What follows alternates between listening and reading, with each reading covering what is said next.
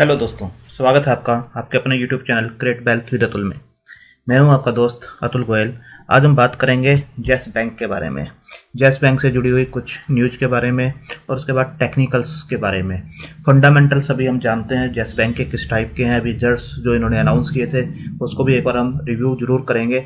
But fundamentals अभी जानते हैं, मैनेजमेंट किस टाइप की है, मैनेजमेंट कैसे काम कर रही है और एनपीए किस टाइप के हैं इनके, और कितना ये रिकवर कर रहे हैं, कितना रिकवर कर चुके हैं, कितना रिकवर करेंगे, उसके बारे में भी हमें आइडिया है कि 40,000 के आसपास के जो एनपीए थे उसके अंदर से 50% के आसपास का इनका गोल था और उसके अंदर से कुछ रिकवर कर लिया गया है, कुछ रिकवर आने वाले क्वार्टर में किया जाएगा। तो इसके बाद हमें इनका कासा का भी आइडिया है कि कासा किस टाइप से ये अपना इम्प्रूव कर रहे हैं, जो एमएसएमई के थ्रू ये प्रोग्रेस कर रहे हैं। कोऑपरेट के जो लोन्स हैं वो थोड़े से कम करना चाह रहे हैं और जो प्रोफाइल है अपना, जो पोर्टफोलियो है टोटली वो मिक्स करना चाह रहे हैं। 60% तक जो है मिड साइज कंपनी जो है या स्मॉल कैप साइज कंपनी जो है, रिटेल्स हैं, उनको देना चाह रहे हैं। बाकी 40% के आसपास है कॉर्पोरेट का लोन्स रखना चाह रहे हैं। इसके बाद जो एनपीए को डाउन करना है उसके बारे में भी हमको पता है कि हर बैंक की पूरी ट्राई रहती है एनपीए को डाउन करने का, और एनपीए इनके कंट्रोल में भी आ रहे हैं। बट जो अदर वर्टिकल्स हैं जैसे क्रेडिट कार्ड जैसे, उसके ऊपर भी आपने काफ़ी इनकी न्यूज़ सुनी है कि उसके अंदर भी ये नए नए क्रेडिट कार्ड लॉन्च कर रहे हैं, क्योंकि आने वाला जो टाइम है डिजिटल मार्केटिंग का है और डिजिटल परचेजिंग और प्रोक्योरमेंट सब उसके थ्रू ही हो रही है। तो क्रेडिट कार्ड्स जो है एक अच्छा मीडियम उसके अंदर बनता है और उस को भी ये अच्छी ग्रोथ के ऊपर लेके जा रहे हैं। और आने वाले टाइम में इनका कहना है कि जो क्रेडिट कार्ड का बिजनेस है वो भी कहीं ना कहीं टॉप के जो बैंक्स हैं उनके साथ कंपेयर होते हुए इनका नज़र आएगा।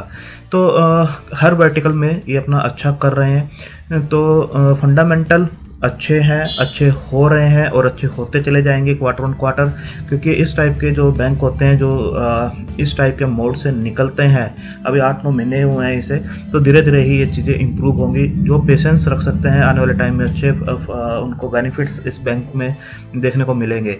अब जैसे ही ये लार्ज कैप में इंक्लूड हुआ, न्यूज आई, उसके बाद रिजल्ट्स आए, रिजल्ट्स अच्छे बताए गए जो फ्राइडे को आए थे जिस टाइम, तो उसके बाद सडन जो रिपोर्ट्स आई मीडिया में कि ये येस बैंक जो है, किसी ने बताया उस टाइम पे 17 रुपये के आसपास चल रहा था और कि ये 15 रुपये से भी नीचे जा सकता है, 14 के लेवल से इसके बनते हैं। उसके बाद एक ब्रोकरेज हाउस ने बताया इसके लेवल 11 रुपये तक जा सकते हैं, एक ने तो बिल्कुल ही 7 रुपये से भी नीचे के लेवल इसके दिए। तो जरूर इश्यूज जरूर है, ऐसा नहीं है कि इश्यूज नहीं है जिसके बेस पे उन्होंने रिपोर्ट्स दी हैं कि बेसलेस रिपोर्ट्स होंगी, रिपोर्ट्स बिल्कुल हैं और उसके बेस पे जो चीज़ें हैं वो ऑलरेडी इसके अंदर काफ़ी हद तक फैक्टर्ड इन है। और सेकेंडली फंड रेजिंग की जो न्यूज़ थी जिसकी वजह से इसके ऊपर प्रेशर आया, 17 का जो लेवल था जिसने होल्ड किया हुआ था काफ़ी टाइम से, आप चार्ट के ऊपर भी देख सकते हैं 17 के लेवल को इसने काफ़ी टाइम से होल्ड किया हुआ था। और इसको जब इसने ब्रेक किया तो एक सेंटीमेंट जरूर नेगेटिव हुआ, वो चाहे ब्रोकरेज हाउस की रिपोर्ट्स थी, नेगेटिव रिपोर्टिंग थी उसकी वजह से हो, और नीचे के लेवल पे अकोमुलेशन करना हो, क्या मोटिव था उनका, वो आने वाले टाइम में पता चलेगा कि उन्होंने कितना नीचे के लेवल पे अकोमुलेट किया है। और सेकंड जो था कि जो सेंटीमेंट तो नेगेटिव हुआ और साथ में फंड रेजिंग की जो न्यूज़ थी वो भी इसके ऊपर कहीं ना कहीं प्रेशर बनाती हुई नजर आई। तो ये शेयर जो था 17 रुपीज़ को जो होल्ड किया हुआ था इसने, उसके बाद ये 17 आप देख सकते हैं, इसके साथ ही इसने 17 को भी ब्रेक कर दिया।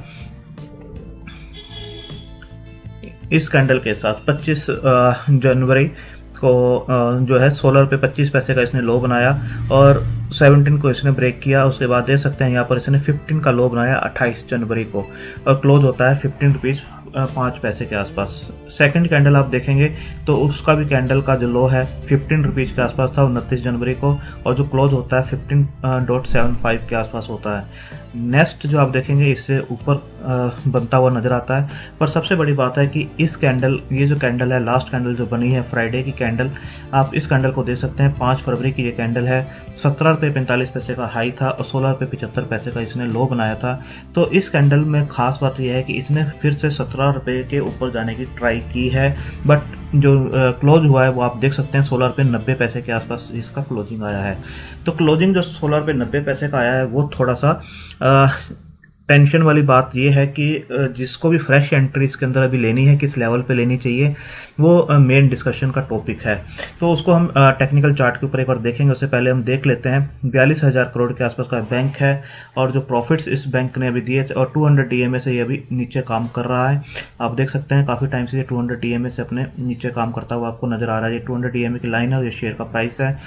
जो बैंक के रिजल्ट्स थे वो आप देख सकते हैं, इस क्वार्टर के अंदर इन्होंने 148 करोड़ के आसपास के प्रॉफिट्स दिए थे। उससे पहले 120 के थे, उससे पहले 34 के आसपास के नेट प्रॉफिट्स दिए थे। तो प्रॉफिट्स बढ़ते हुए आपको नजर आ रहे हैं।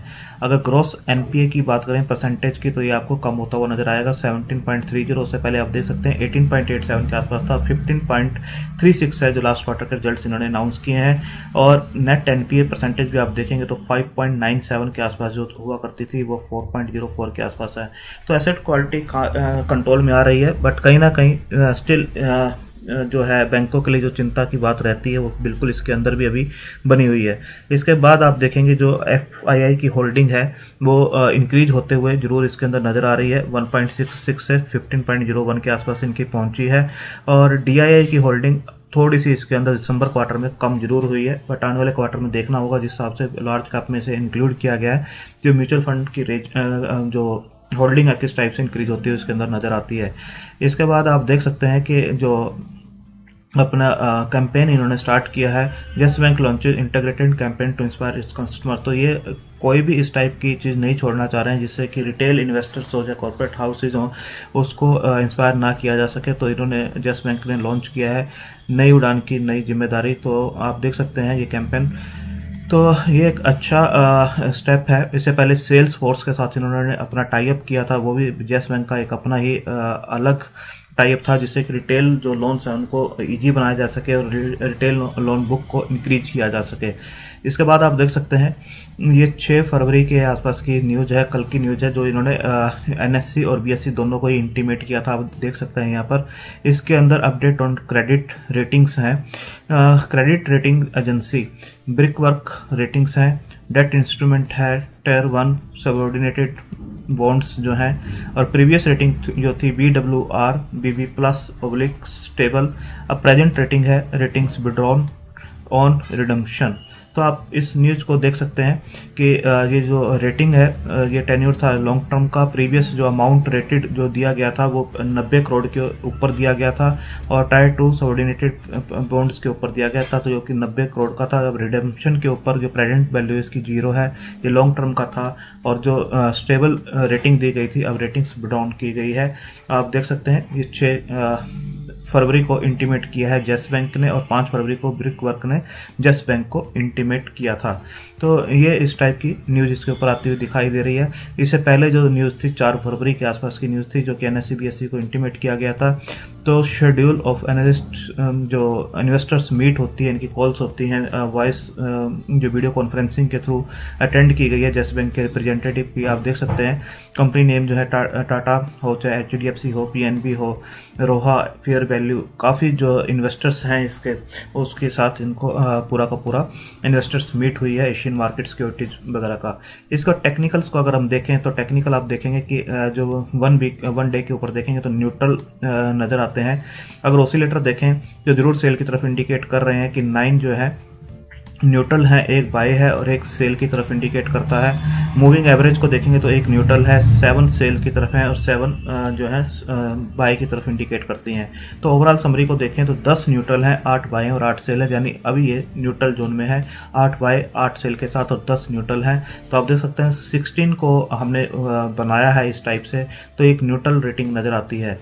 अगर किसी को फ्रेश एंट्री इसके अंदर लेनी है तो उसे बिल्कुल 17 रुपये 40 पैसे के आसपास जब ये क्लोजिंग दे उसके बाद ही इसके अंदर जो है एंट्री लेनी चाहिए, क्योंकि अगर 17 रुपये 40 पैसे ये यहाँ पर कंसोलिडेट करता हुआ बिल्कुल नजर आ सकता है इसके आसपास। 17 रुपये 40 पैसे के आसपास जो क्लोजिंग दे तो फ्रेश एंट्री बिल्कुल इसके अंदर लेनी चाहिए। तो क्योंकि उसके बाद इसके जो लेवल्स निकल कर आते हैं वो ये सीधा जो शेयर है 17 रुपये 40 पैसे को क्रॉस करता हुआ 18 रुपये 60 पैसे तक जा सकता है। अगर इस लेवल को भी ये क्रॉस करता है जो पहले इसका रजिस्टेंस बना हुआ था काफी टाइम से, तो एक इस लेवल तक भी ये क्रॉस कर सकता है जो कि इसका बनता है 20 रुपये 75 पैसे। अब इसका सर्किट जो है 5% की जगह 20% के आसपास रिवाइज किया गया है, तो देखना होगा किस टाइप से ये आगे ट्रेड करता है।